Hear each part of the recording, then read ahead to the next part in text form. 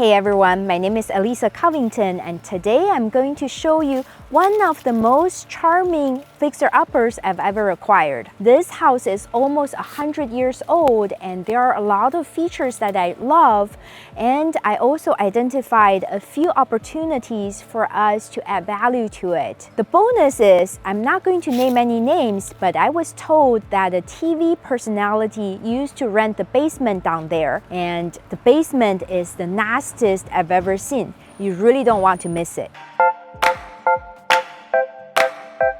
From the exterior, you can already tell that the home is so adorable. The landscaping is pretty well maintained. We have a lush lawn on both sides, and this large magnolia tree is like a big anchor. As you go towards the house, there's some plants that are a little bit overgrown, so we want to trim them down and also clean up. And there's a very cute courtyard right by the front entrance that also well maintained. So there's a Japanese maple tree of a very rich red color, and then some plants that are providing a nice resting area. So this would be a great place for outdoor seating.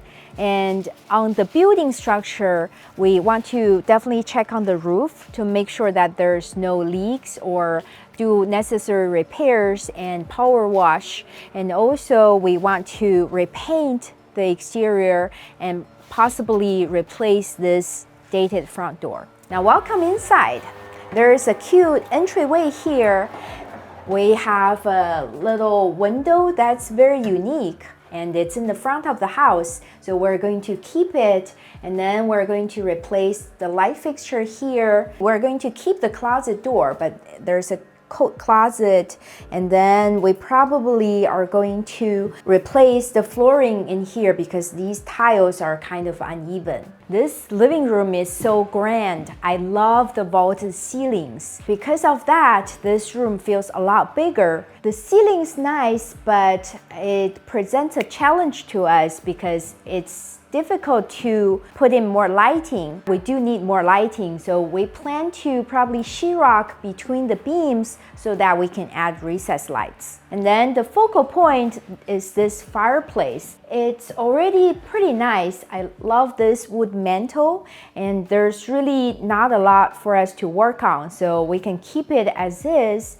And then some of these windows are single pane and they are quite old, so we plan to replace them. And the flooring is a big problem. You see a lot of damage, wear and tear, and we thought about refinishing it, but it's kind of uneven and the thin planks are not that desirable anymore. So we're going to replace them with wider plank engineered hardwood floors. Throughout the house, there's a lot of furniture and personal belongings left behind, including some really cool decorations.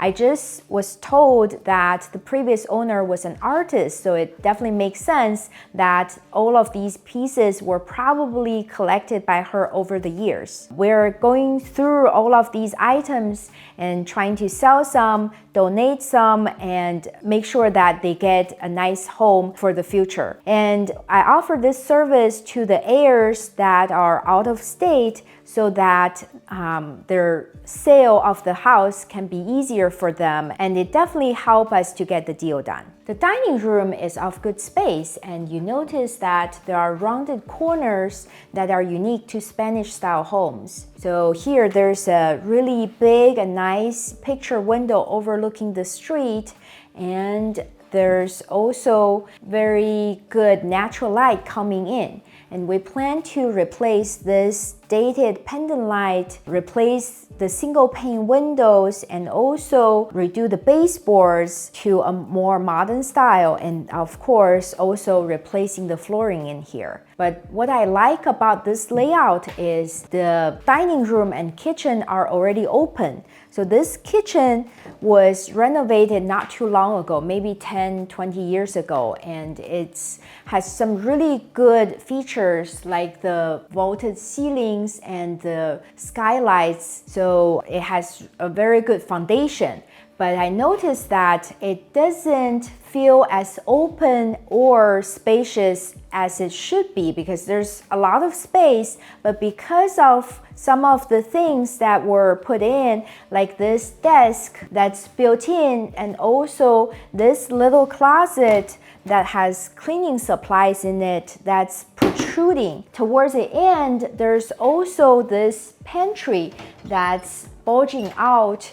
So the cabinets are actually more into the space, so it's blocking the flow a little bit. So these are the things that we can improve on. So we plan to actually remove these things that I mentioned so that the whole kitchen can be on the same level and it will feel a lot bigger than it is now. Towards the end, there's little cabinets that's really interesting.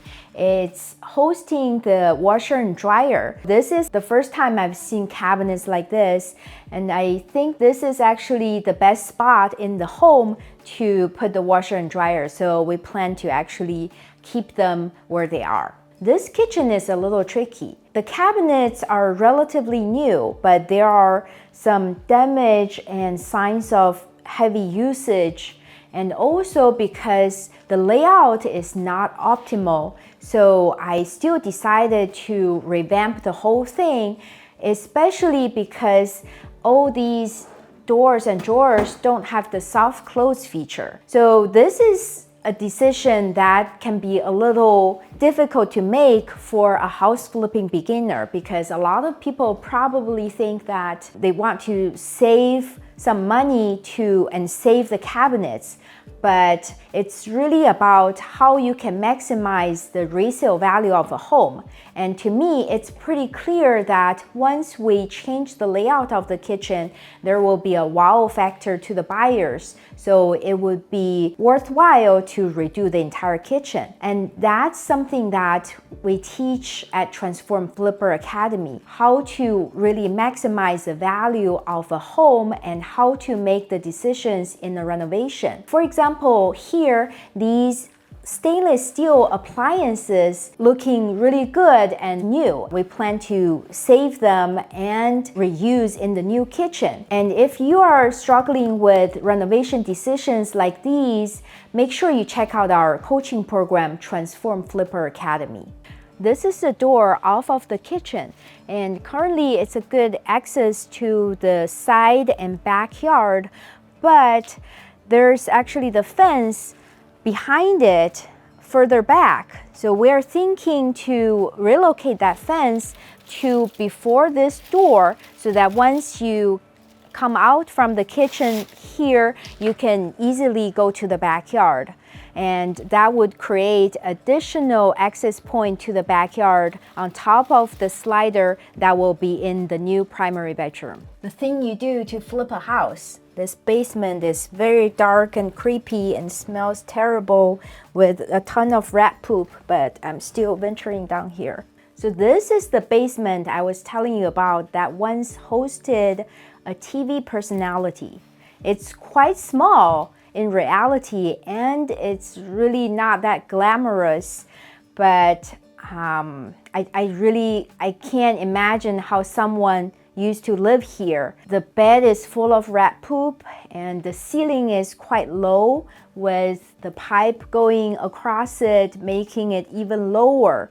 So our plan is to recess the pipe into the ceiling to bring up the ceiling height and also remove this kind of decorative fireplace that's not really functional, and it would be a fire hazard if it was. So that would increase this space.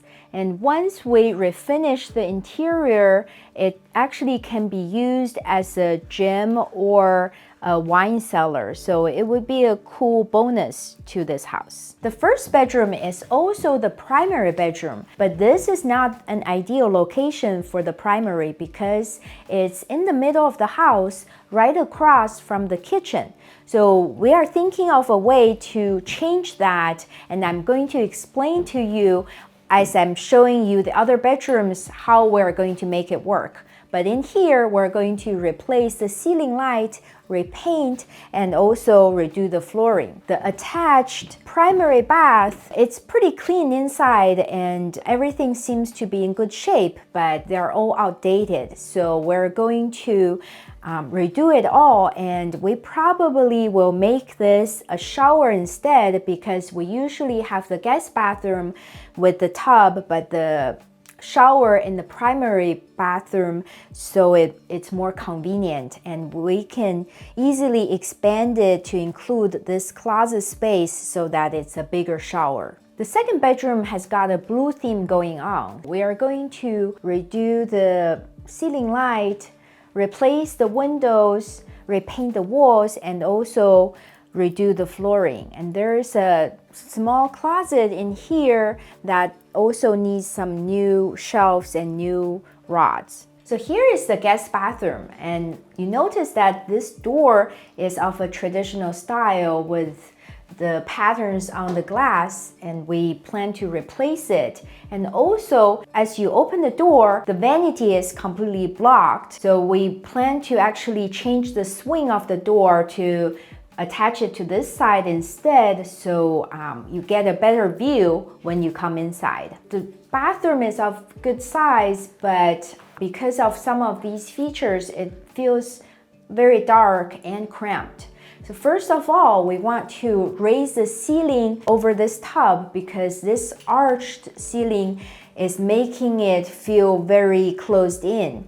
And then there's a small shower at the back that's very tiny and it's not very useful. So we actually want to convert it into a closet space so that it doesn't feel so small anymore. And then on this side, there's the dual vanity, which is nice because two kids can easily share this space, but all the fixtures and finishes have to be redone. This third bedroom is interesting because it's in the back of the house in a pretty secluded location, and this is what we want to make a primary bedroom instead. But we have some challenges. First of all, the closet in here is quite small. So a way to resolve that is to actually combine this with the linen closet in the hallway into a regular size closet. So when we do that, this room will have a bigger closet, and also we can move the door to the room a little forward so that there's a better entrance into the room. Secondly, there's no attached bathroom to this bedroom yet. So we want to use the primary bedroom that we saw earlier. Instead of that having a primary bath, we want to make an opening here to connect that bathroom to this bedroom instead. So it's kind of an interesting process, but luckily because that bathroom is right behind this wall, it's not going to be too difficult. A big part in the room that you notice is all the damage in the ceiling and the walls. Apparently there was a leak in the roof. This was all caused by that, and we definitely want to check on the roof and make sure that we do the necessary repairs, and also to the wall and the ceiling in here. But another reason that we want to convert this into a primary bedroom is because of this nice big slider going to the backyard. Once we do the backyard landscaping, this room is also going to have a nice view. This large deck is right off of the future primary bedroom. It's a little bit uneven right now, so we definitely want to check on it to make sure that it's safe, and we'll do necessary repairs. And then the area on the side would be a perfect location for a new outdoor kitchen, and it would add a lot of entertainment value to this yard. And then the rest of the backyard is pretty much consumed by this swimming pool. A lot of people probably think that having a swimming pool is a luxury feature, but in reality, the Bay Area, the temperature doesn't get that warm even in the summer. So when you have a pool, the time that you can actually use it is limited to the summer. And even in the summer, most of the time, the temperature of the water isn't warm enough for you to swim in. I know that because I have a pool in my backyard. The pool is probably not great the rest of the year if you want to entertain a kid or pets. We actually plan to fill in the pool, and the cost of filling in the pool is actually cheaper than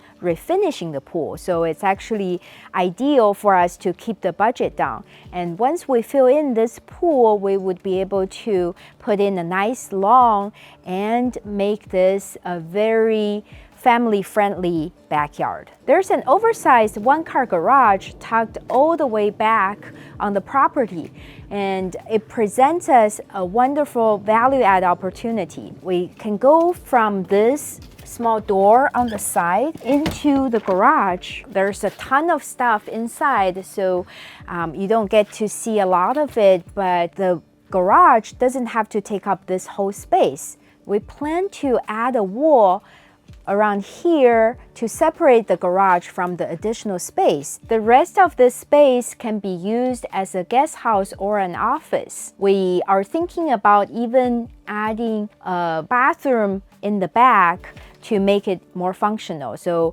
it will be a great income generation opportunity and also a bonus space that would be very attractive to future buyers. This is definitely one of the nicer homes I've ever acquired. It does have some deferred maintenance like the leaky roof and slopey floors, but the bones are good and you can tell that the previous owner had pride of ownership. I'm excited about the opportunity to reconfigure the kitchen layout to create a more secluded primary suite and to make use of the nasty basement where my videographer almost refused to get down to. The biggest value add though is in the backyard and the garage guest house. Don't miss the after video when this is all done.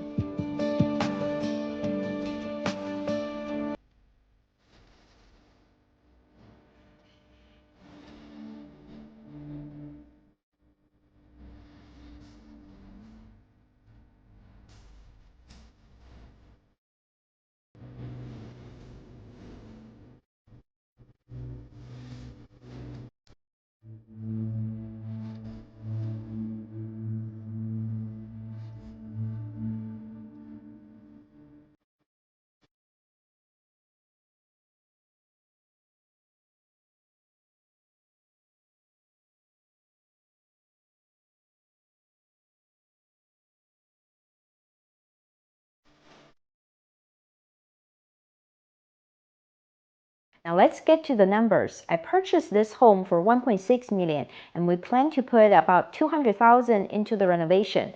The after repair value is estimated to be 2.3 million, so there's a good margin in there. I hope you enjoyed this video. If you did, give me a thumbs up and subscribe to the channel. Thank you so much for watching. See you next time. Helps them to, on the corners, on the edge, some usage, signs of usage. Okay. This is where the a wonderful value add opportunity.